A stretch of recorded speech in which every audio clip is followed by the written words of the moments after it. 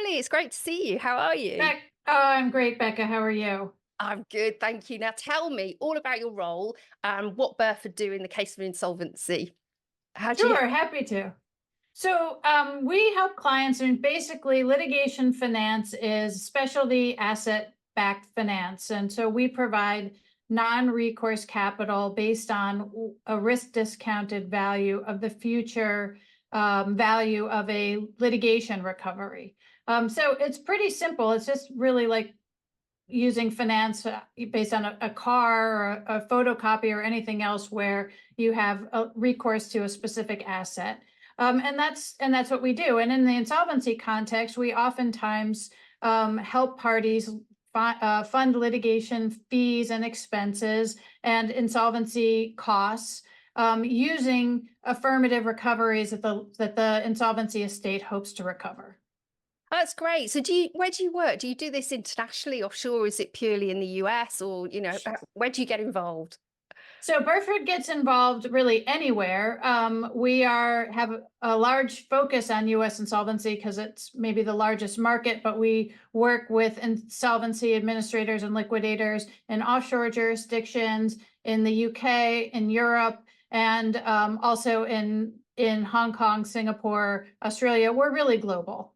Yeah, that's quite an amazing reach, actually, isn't it? It's getting everywhere. So, I mean, the thing that intrigues me is how you actually make money out of this, because obviously anybody who comes to work with you wants to know sort of Mhm. what the fees are going to be. So, how do you manage your own fees, and how does that fit into the context? Because obviously you're taking a risk, aren't you? And how does that We work? are.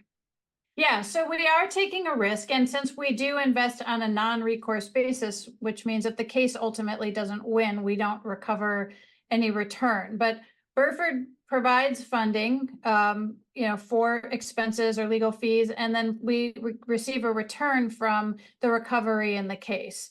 And in terms of our own fees and expenses, we sort of cover that goes all in. But our return is generally a multiple of our invested capital or a percentage, or oftentimes a mix of both, right? Like we'll get our investment back and then a percentage of the ultimate recovery. And so that's sort of the basic structure. But litigation finance is very bespoke. The assets themselves are, big ticket litigations. No two are alike. And so each transaction really gets negotiated to what is really the right mix of return and allocation of risk between us and our counterparties. So, if to reduce your risk, would you expect certain professionals to be used? Would you look at the options on professionals in that working on the case and go, actually, we'd much rather it was this person because they've got better track record? Or how much do you dictate those sorts of things? Generally, we really don't dictate who a party uses as their lawyers. We do not, we're passive investors, and so we don't get into that, sacrosanct client-lawyer relationship. And it's up to the client to choose their lawyers. It's up to the client to make strategic decisions, including about settlement in a case. And we don't dictate that. However, we do and we'll talk a little bit more later, I think, about how we do underwriting of cases, but we do, when we're thinking about making an investment, look at the track record of the lawyers and think about, whether the lawyers have the right experience for the kind of case. Do we have, they have the right kind of experience going up. Oftentimes, some of the best lawyers in the world are representing the defendants, and just making sure that they're well matched, that they're strategically approaching the litigation, and they're going to put the case in the best position to either win a trial or have a good settlement. So, extending that even further, how do you actually decide on the cases that you agree to finance? Because again, do you look at them and think, oh, we've got a really good option here, this is going to work, this is going to come Yeah. off, and make your decision based on that? So what are your criteria? How do you judge?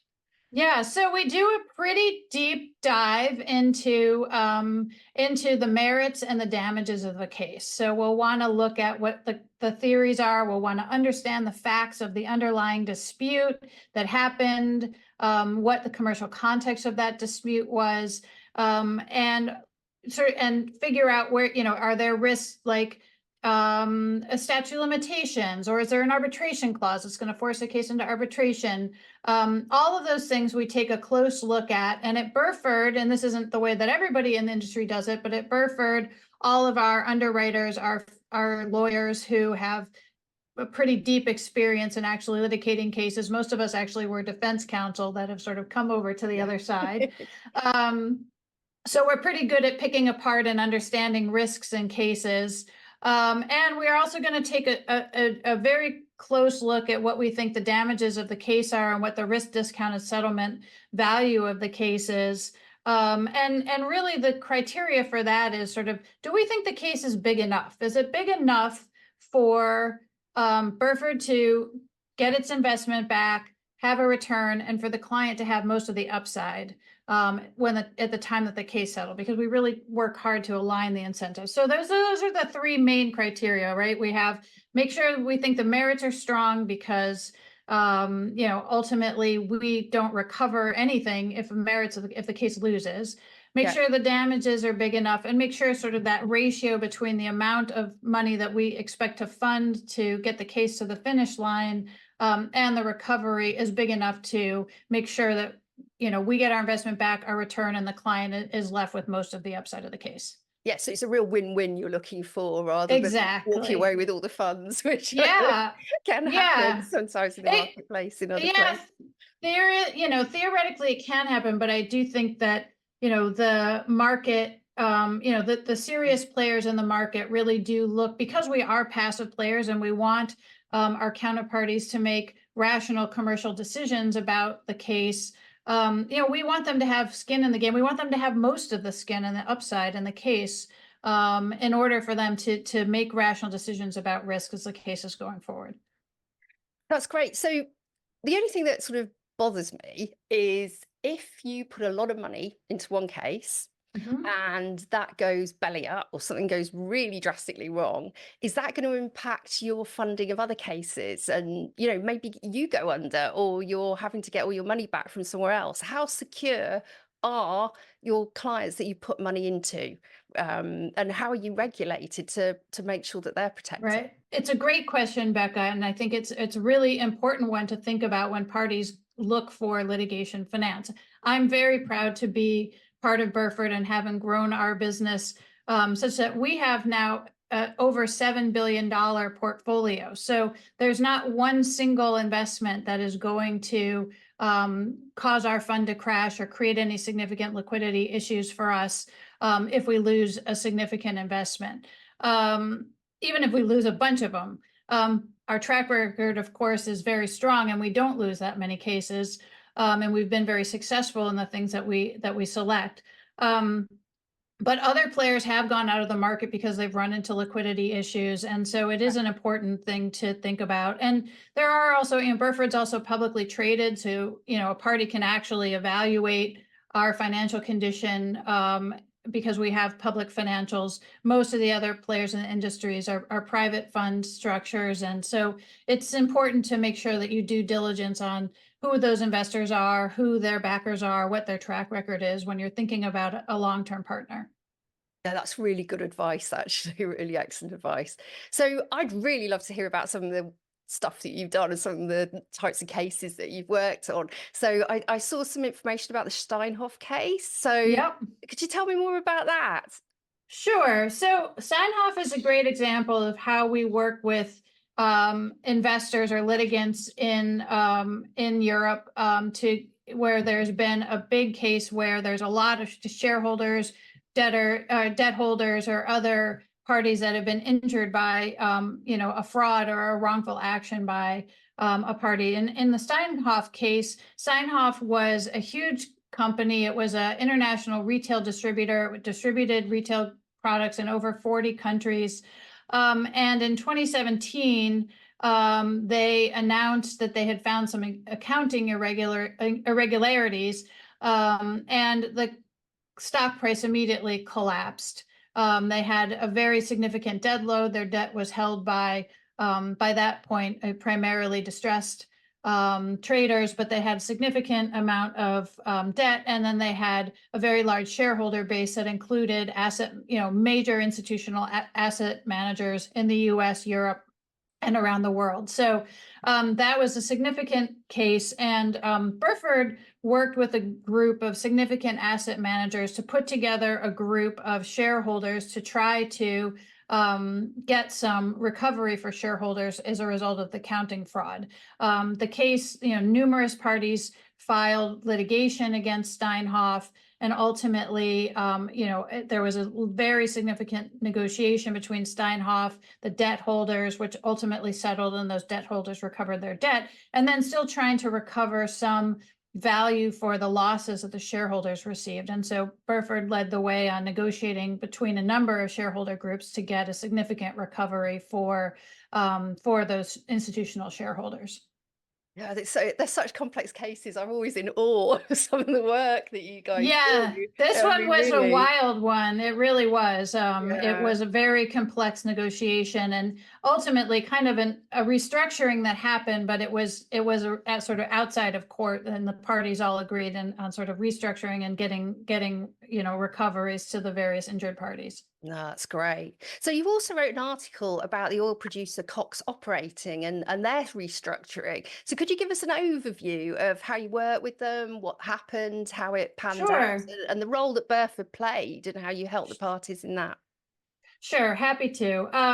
So Cox Operating was a platform operator, oil and gas assets in the Gulf of Mexico, had a lot of oil production platforms, and had purchased a lot of assets and put together a relatively broad array of assets. Oil prices dipped, and then they had a major issue, which was they had a cargo ship that collided with one of their or alighted actually with one of their major platforms in the Gulf, causing millions of dollars of damage of repair damages to that platform, and putting it out of commission. So it couldn't produce. It was one of its main oil producing platforms, and it was then out of commission and couldn't produce oil.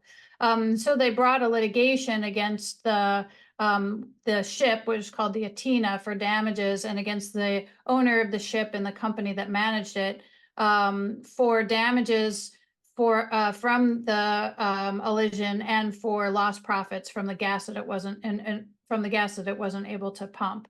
And that litigation had been going on for a long time. And meanwhile, the company, it was just that much less liquidity coming into the company. It was extremely distressed, and ultimately it filed for Chapter 11 in, I think, May of 2023. But they knew that they had this litigation asset of recovery because of this ship collision with the platform, and it was a very mature litigation. It was close to trial. All of the discovery was done. A lot of the major issues had been decided already. Pre-trial issues had already been decided by the court. And so their financial advisors, Moelis, decided to see if they could generate some liquidity for the debtor by selling the litigation to an investor. And so that's how Burford got involved. Moelis reached out to us to see if we were interested in putting in a bid for the litigation. And we thought it was a great opportunity to put out significant capital to help the company with liquidity. And, it was a very attractive litigation. We thought the merits were very strong, and there was a wide range of potential damages outcomes, but we thought that it was going to be a very, very valuable case at trial. So Moelis put together a process where they solicited bids from a number of parties, and ultimately culminated in an auction in August of last year, where Burford was the winning bidder. And we had bid $26 million upfront capital for the litigation asset, and the company we would receive a return of our investment back plus 85% of any of the litigation proceeds, and the company would retain a 15% participation in any recovery over and above our investment back. So it would have generated a very substantial amount of liquidity for the company that, for the debtor that was desperate for just operating capital as it was going through its Chapter 11 process. Ultimately, the auction, I think, finally prompted the defendants to get serious about settlement, and the case settled for $1 million shortly after our application for approval of the auction price went into the court. Which the parties recognized helped generate substantial value for the debtor in a very short period of time, which it otherwise wouldn't have had access to. So it was very, very helpful for the debtor. We were sad that we didn't, we really liked the litigation. We were a little bit sad that we didn't ultimately end up with the asset, but we were very happy to have been part of the process. And I think it's a great example of the way that litigation finance can play an important role in helping a debtor manage its liquidity, fund an asset. The asset was also costing a lot of money as they were paying out of pocket for litigation fees as it was going to trial, and it needed to stop that drain of capital. So I think it was a win-win for the company and for us. Well, it's interesting because basically it said they were serious, didn't it? That's Yes. the line. It said, we're not messing about. We've got Burford on board. We're serious. And so everybody went, exactly. okay, Exactly. And so that's exactly right. They said, wow, this is serious. And I think they also, they took the threat of Burford coming in and driving the case forward and not, being, we really had more ability to sustain the case through trial and appeal than the company did in its distressed position. Yeah, no, I can see that, absolutely. Now, you're busy in the Cayman Islands as well, and some of these offshore jurisdictions. So what sort of things are you working on there, and how do you help with your litigation finance in, say, insolvencies in the Cayman Islands? Because there's always seems to be quite a lot going on there. Yes, look at the news and there's always something else happening. Yeah, they're busy financial center jurisdictions. A lot of funds and holding companies are based there that have operating assets in the US and Europe and other places, and with a lot of investors based in the US and Europe. So they're busy jurisdictions for insolvency. And we work a lot with administrators and liquidators as they are looking for capital to help bring litigation there for litigation fees and assets, and also for fees for the liquidator to just run the liquidation process, because oftentimes there's just really no liquidity available for the liquidator to just be able to operate and carry out the basic work of running the liquidation process. So litigation finance has become a popular tool there, and there's been some reforms and helpful decisions recently in BVI. The Eastern Caribbean Supreme Court recently explicitly issued an opinion explicitly blessing litigation finance in the insolvency context, and that, I think, was an important development and recognition of the maturity of litigation finance, and recognition of it as an important tool and option for liquidators there. And recently in Cayman in 2020, they passed the Private Funding of Legal Services Act, which abolished the old common law causes of action for champerty and maintenance, approved contingency fees for lawyers, and also explicitly permitted litigation finance agreements between litigants and third-party funding sources. So those are all big reforms, I think, will help drive those litigation finance's availability and use in those jurisdictions as they continue to see a lot of increase in insolvency in this rate environment, and under a lot, sort of as the post-pandemic period sort of washes through the system. Yeah, it's really interesting to hear your view on the Caymans, because it's an area we concentrate a lot in the Nexia podcast, and we visit a lot. So we should have to get you back with some of the other speakers we've had to talk about the Cayman Islands, because it'd be really interesting to have your views in future. Now, love to. I was really interested in the deal that you came to with Grant Thornton. And you can tell us all about that. But it really was sort of very different, very adaptable, but big businesses are usually so hampered by this is the way we do it. We can't move out of this because there's too many people who would have to sign off and it'd have to go to the board and this, and you just got on and did this. So tell everyone about that because it's interesting. Sure. So the Grant Thornton case, we funded Grant Thornton that they were overseeing an administration, and it had a whole series of litigations going on. It had affirmative litigation. It was pursuing, and it needed fees and expenses for that. It had administration expenses that it needed funding for, and it also had was being sued over some of the assets in the estate by some third parties, and so it also had defense costs that it needed to finance. And we took a look at it and thought that this is a portfolio of cases being overseen here by the liquidator, and we can really work with them to provide enough capital, not just to litigate the affirmative case that was going on, but for them to have flexible use of our capital to fund their declaratory action cases and their defense costs in the defense case. And we thought that they had a good chance of winning the defense case and also of winning their affirmative case.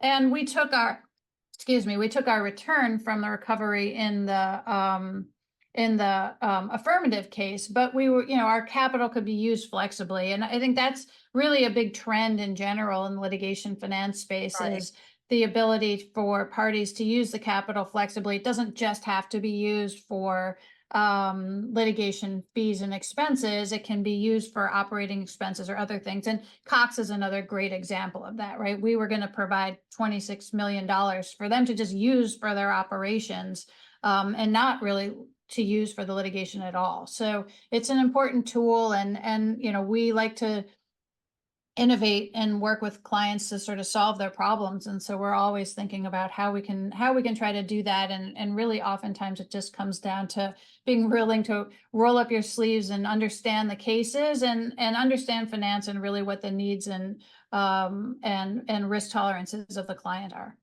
Yeah, I mean, that was what came across when I was reading it, that you actually put the client first and at the center. I mean, so often you see the sort of, well, this is the way we do it coming out Yeah. of the financial sector and everybody trying to fit into it. So it's good to see it. But I Yeah, would like, sorry, go on. oh, I was going to say, it's what makes this fun. And I like to say, this is sort of trite, but I like to say, Burford innovates and everybody else imitates, in terms of sort of like figuring out how to do hard problems, and come up with solutions that really just meet our client needs. And that's fundamentally the business we're in, is providing capital and finance to our clients and meet their needs, not just for litigation, but across their legal asset pool. Yeah, no, that's great. So coming on to you, because I would like to talk about you, because I can't tell you how nice it is to have a woman on these podcasts, and also in a very senior position. It's fantastic because this wasn't the case. I mean, I started, 30 years ago in the city, in London, and I was the only woman in the room all the time. Mm-hmm. And I mean, I don't know whether you found the same thing when you started, but there's been such a push over the last few years to get more women into the Mm-hmm. world of finance, and particularly restructuring, because there's so few people in this sector. So how have you found the changes in that time, and talk a bit about how you got to where you are today? And Yeah, sure. So, yeah, things have changed a lot. I mean, when I started, I was a lawyer at a major firm before I joined Burford. I started there in 2001. I had a new baby and started there part-time. And even back then, I mean, part-time was a thing, but I was the first person to ever start part-time at the firm. And I often was the only woman in the room, and there were only a handful of female litigation partners at the time.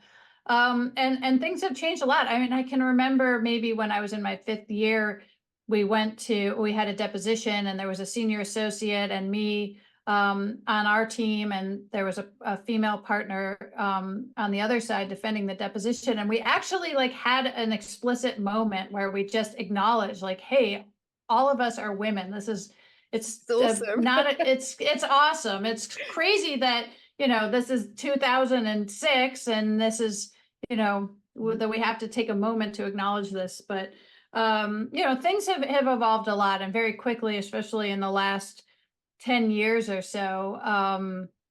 as I've gotten more senior first in my legal career at the firm and then joined Burford, and have grown with Burford. I think I became a managing director in 2017, I think.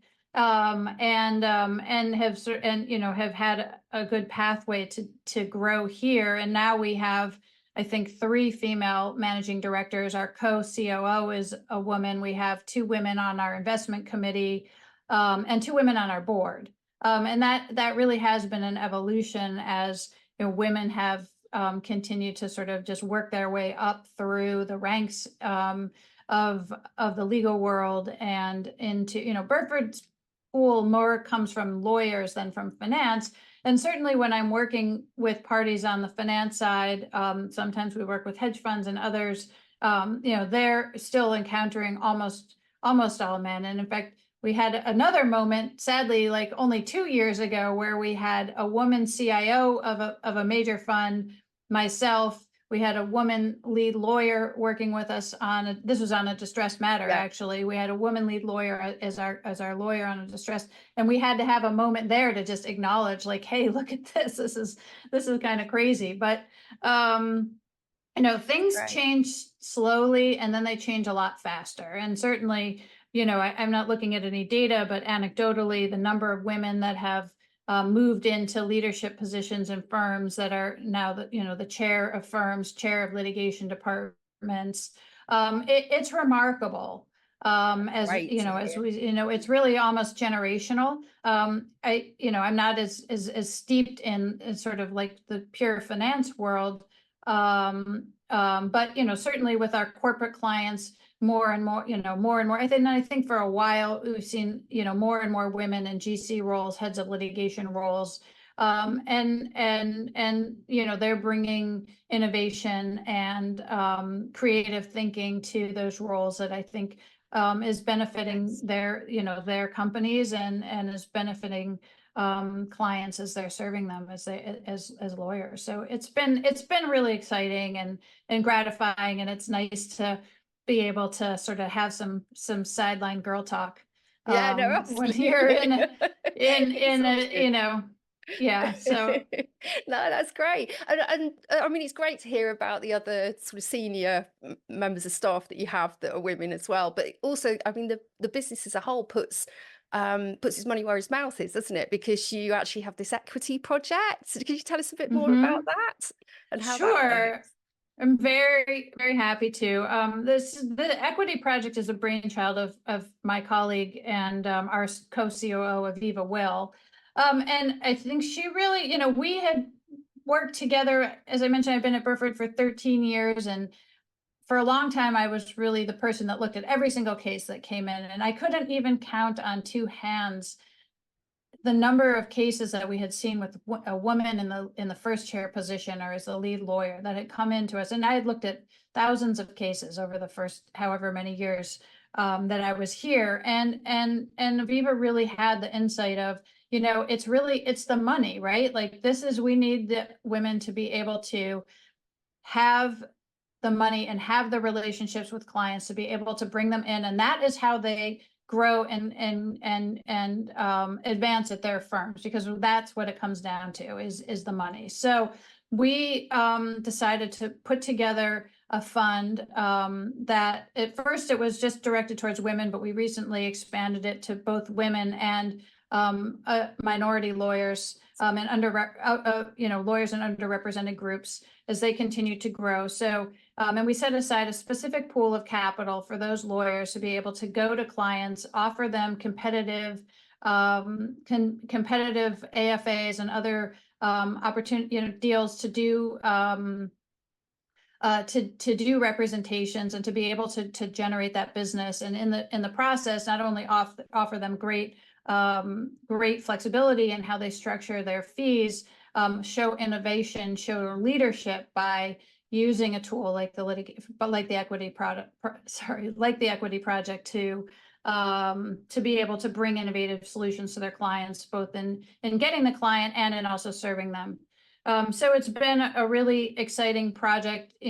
Anybody who is the first chair or who's receiving origination credit or whose a case is being brought by a firm that's majority woman or minority owned, all qualify for the equity project consideration. And Burford, on its part, we're making that capital available, and we'll donate a portion of our proceeds to a DEI focused charity when we receive proceeds from the cases. So we're really excited. We're really excited to see. I think we are excited to see the quality lawyering that's happening, and we think that we're going to have outstanding returns from the cases we invested in the equity project. And it is fantastic because you're actually giving these lawyers a chance to demonstrate themselves rather Yeah. than sort of soft help. I think it's a really, really great initiative, and I really would like to see other people sort of following Yeah. your leadership Us there. It's too. great. Us too. No, And really I good. think it also, talking to women lawyers, I mean, women can be, for lots of good reasons, women are a little bit risk averse. If they can do defense work, they can do hourly work and bring that in. It's great for them. And it's a real step forward to try to go forward and do something on a contingency, do something on the plaintiff side. It's a little bit of a risk. And so, we're partnering with them to help them, support them in taking that risk and really sort of jumping out there and hopefully advancing their careers in addition to serving clients in, the best way that they can. So I think it's exciting. I hope motivating for women to sort of take that little step forward, and for us to be able to support them. No, brilliant. Well, it's been absolutely fantastic talking to you, Emily. I've really enjoyed this conversation and it's been really interesting. If people want to get in touch with you, where's the best place to find you?